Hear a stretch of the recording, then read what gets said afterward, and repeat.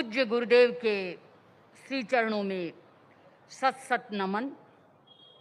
श्रद्धेय साध्वीवर्या जी, आदरास्पद मुनिवृंद, साध्वीवृंद, समणिवृंद, धर्म परिषद, आज मैं जब इस समवसरण की छटा को निहार रही हूँ तो मुझे अतीत की कुछ स्मृतियां भी हो रही है, क्योंकि हम वर्तमान में जीते हैं पर अतीत हमारे सामने कभी कभी जीवंत हो उठता है। और उसी क्रम में मुझे सन 2003 की स्मृति हो रही है, जब पूज्य गुरुदेव का मुंबई में पदार्पण इस कांदिवली क्षेत्र में हुआ था। और उस समय में मर्यादा महोत्सव, जैसा कि आप सभी समवसरण का नाम देख रहे हैं, सिद्ध मर्यादा महोत्सव, और उस तो द्रुतगामी यात्रा करते हुए पूज्य देव के श्री चरणों में उपस्थित हुए थे और यहाँ मर्यादा महोत्सव का आनंद लिया था।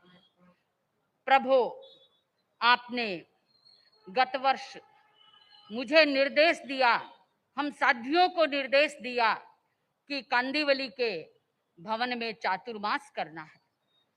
बंधुओं और बहनों, आप देख रहे हैं कि मुंबई के विशाल भवनों में कांदिवली का भवन अपने आप में एक विशेष है और जिसकी सामाजिक एवं आध्यात्मिक दोनों दृष्टियों से उपयोगिता है।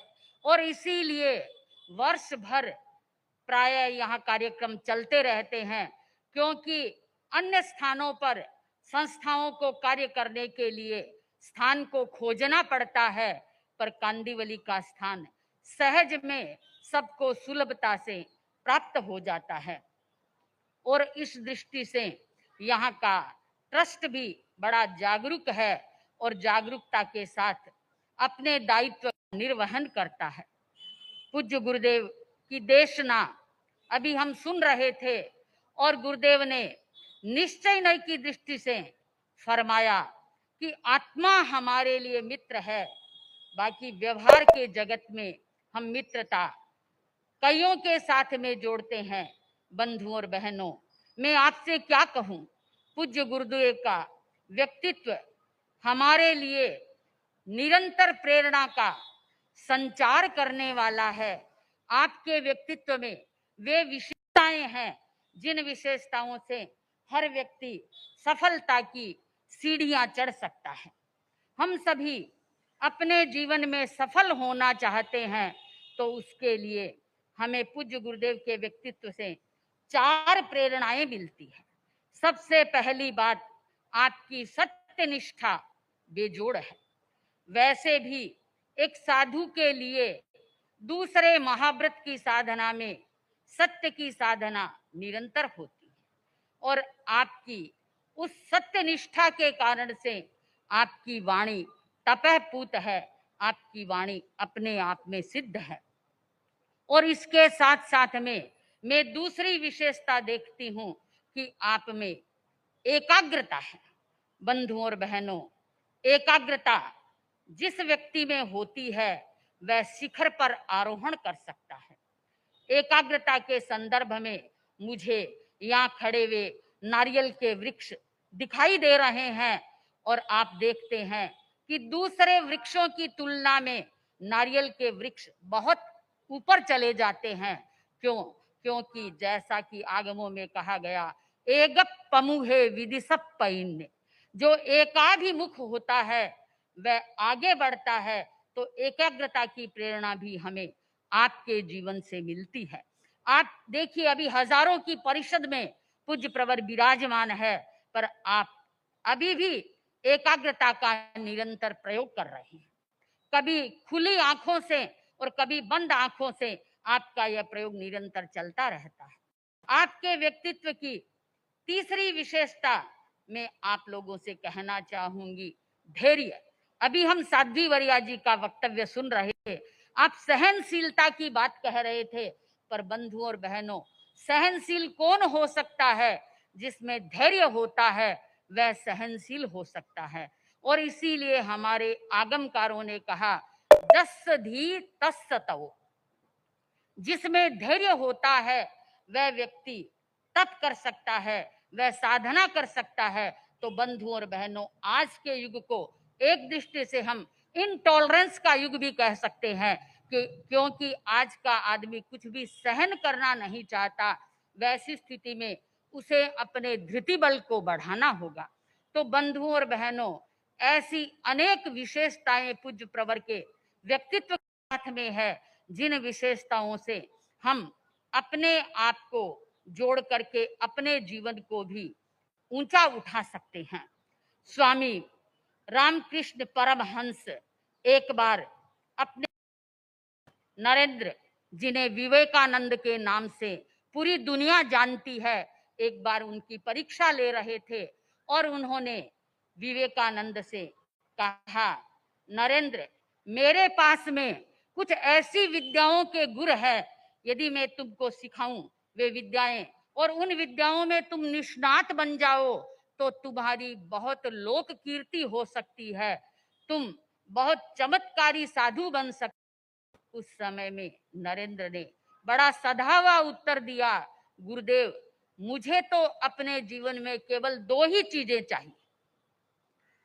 पहली चीज, मुझे आत्मबोध चाहिए, और दूसरी चीज, मैं बंधन मुक्त होना चाहता हूं।